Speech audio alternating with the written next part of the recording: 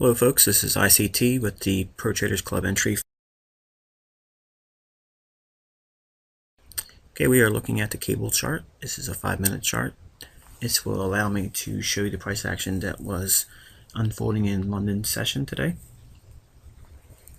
Okay, we have a New York midnight vertical line in here delineating a new day.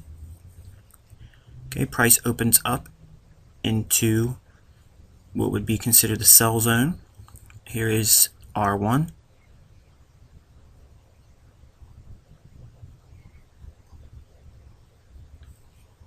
And our daily central pivot today.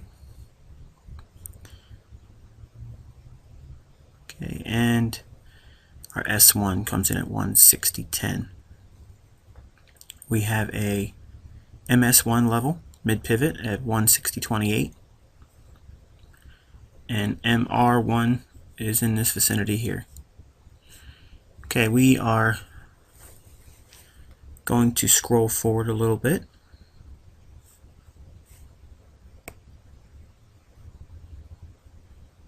Okay, price trades back down into the central pivot.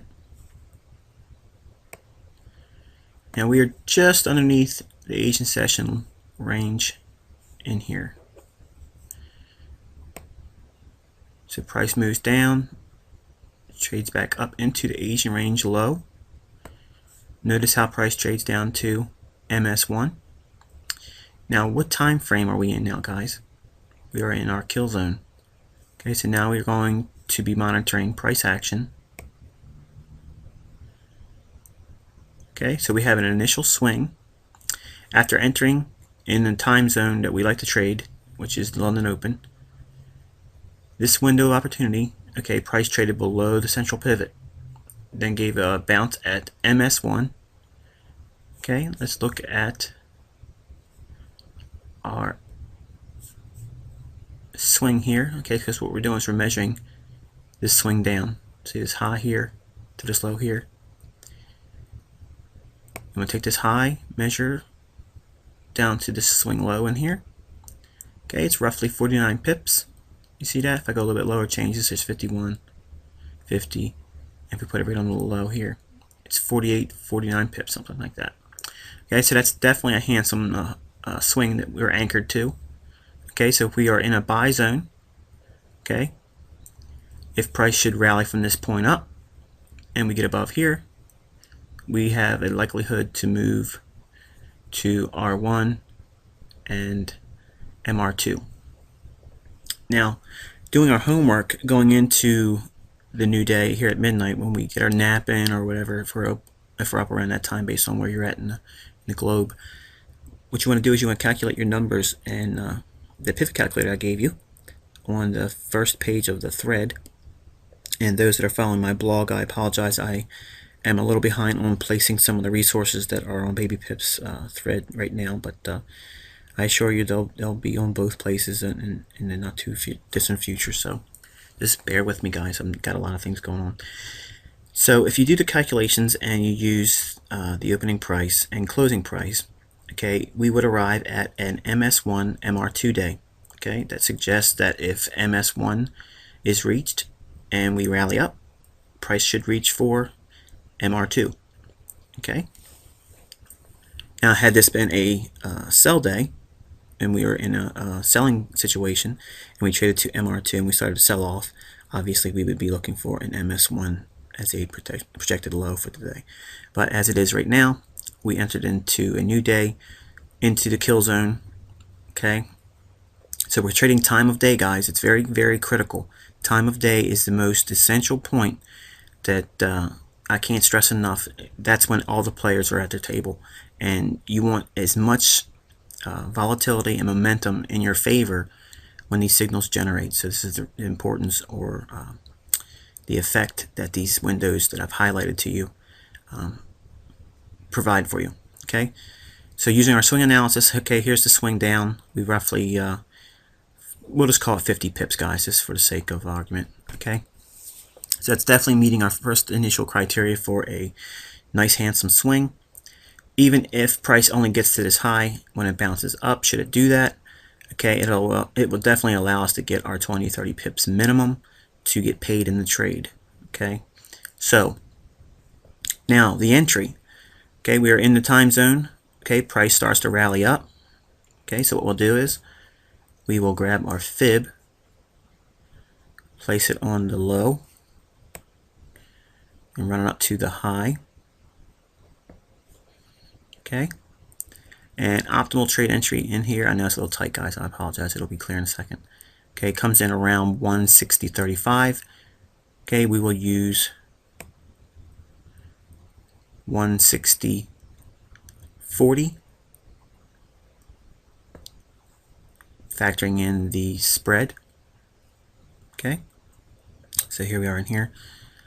These are some notes I'm monkeying around with to try to make it a little bit easier for you to see on my charts.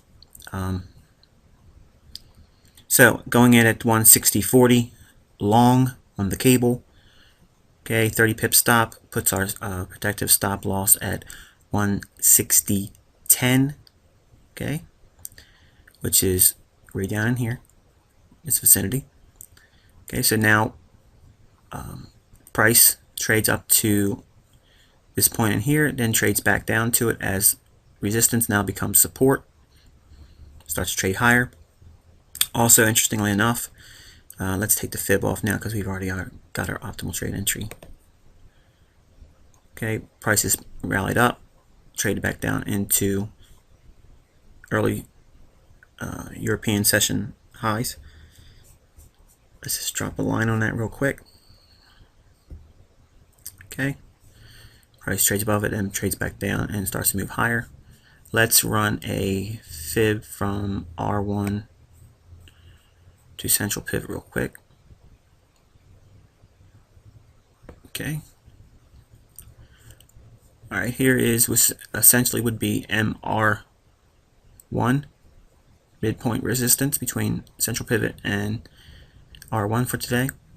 So we have a very tight confluence of events. This old high in here now becomes support roughly at the MR1 level.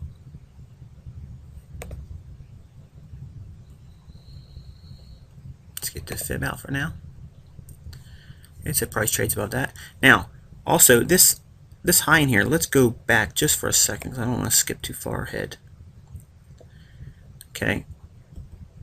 Notice how essentially it was the midpoint of this here, this high here, and roughly this low in here. Okay, so there's been a lot of equilibrium or fair value around the 160.80 level. Okay, so we'll round it to our institutional level. So with that in mind, what we'll do is just round that up to 160.80. Okay, and should price ever trade back down to that point, it may indicate a nice likely bounce. As you can see here, it didn't do that. That's how we wanted to fine-tune our levels. Simply because our pivot calculators and our pivot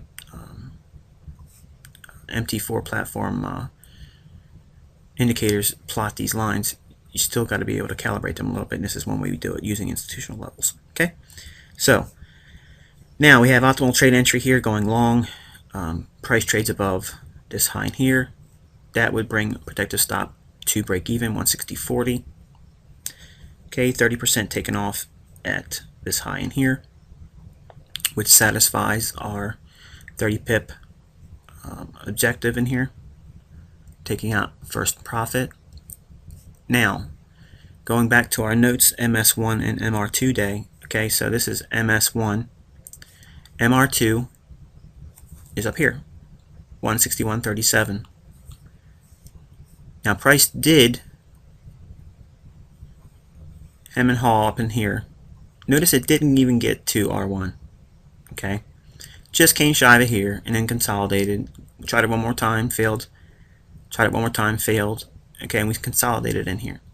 Okay, price trades up, consolidates, builds a base, builds a fractal, builds positions. Okay, A lot of people trying to sell short because this is R1. You're going to be looking for a sell signal. This is what the street money's thinking. Okay. Also, let's just throw in our average daily range indicator, and you'll see why there was some halt in price activity at these levels. Where is it? Okay, here we go.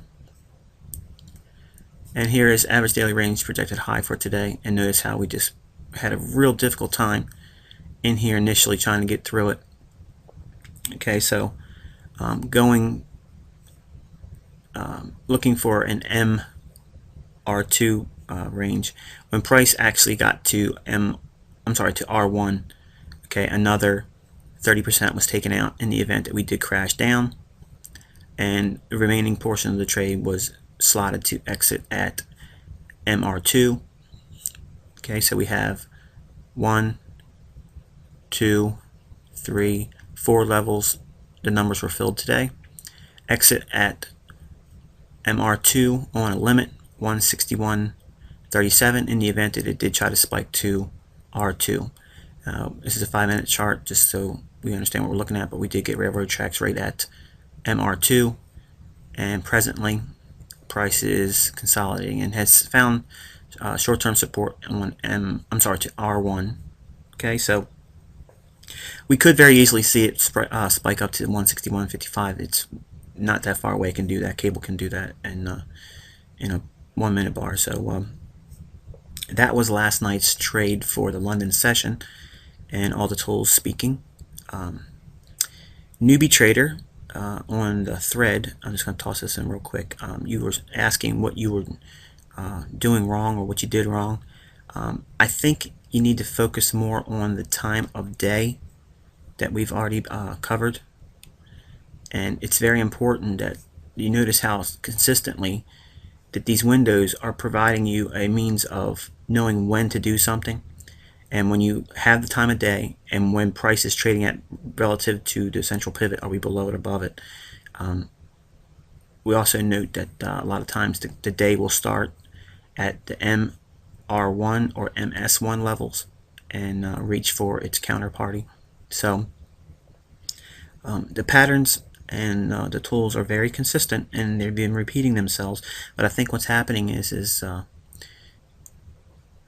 everyone's in a rush to get into something, and the patterns and windows that I've laid out for you should be helping you and assisting you in terms of not rushing and just taking your time and looking at where we are in terms of time of the day. Where is price at that time of day? Okay, and price had already been trading down. Okay, so when we go into London Open, much like any other opening session, there's going to be a change in sentiment. And since price has been slipping here, what's the change in sentiment going to be? Up. Okay, so we have initial rally up, trades back down, optimal trade entry. Here's your swing you want to measure, okay, and get a projected measurement. Okay, and if we take the low to high, high to low rather, okay, you can see the price was calling an initial move to, we'll call it 161.20 in here. Okay, and if you take your pivot of this swing here to this low here, what we'll do is we'll take the low and lay the 50% level right on top of that.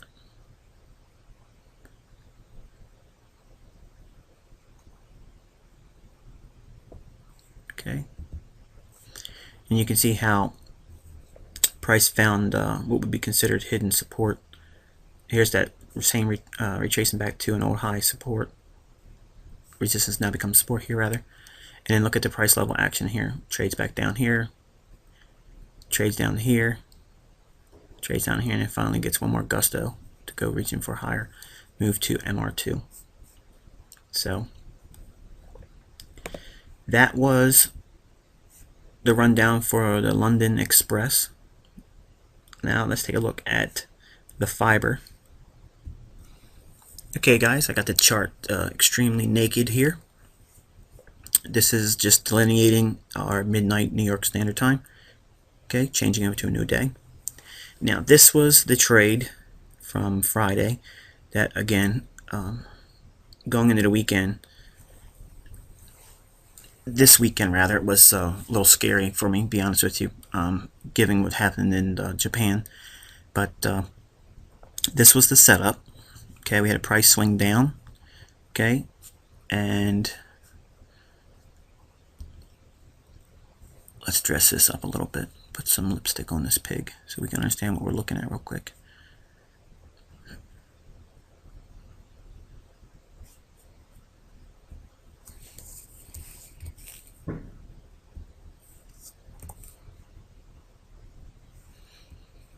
Okay,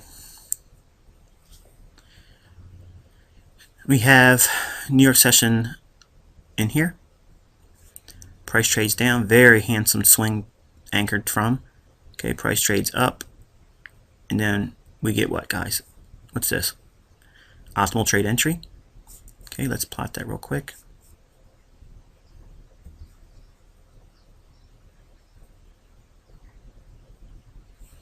Okay, upper band, lower band, optimal trade entry in here. Should price trade up to this level here, 30% obviously looking to be removed, and then price continued up, consolidated at R1, started the gun going into Friday's close. Okay, now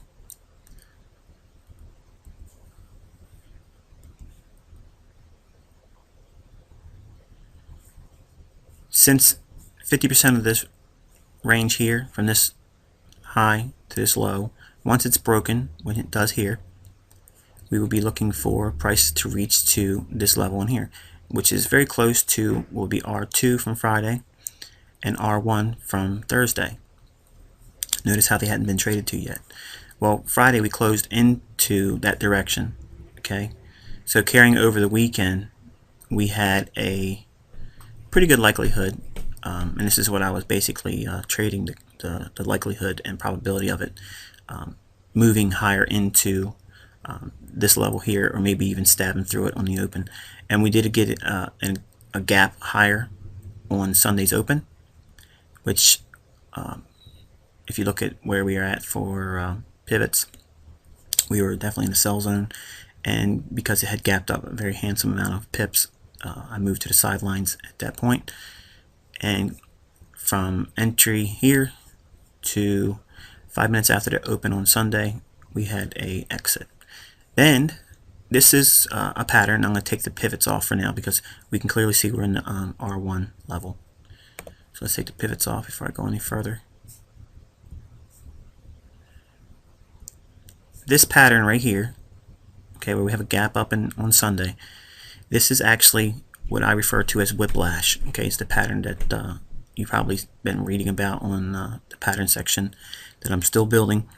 I know I'm a little behind, guys, but hopefully I've been satisfying a lot of your interest by the daily Pro Traders Clubs.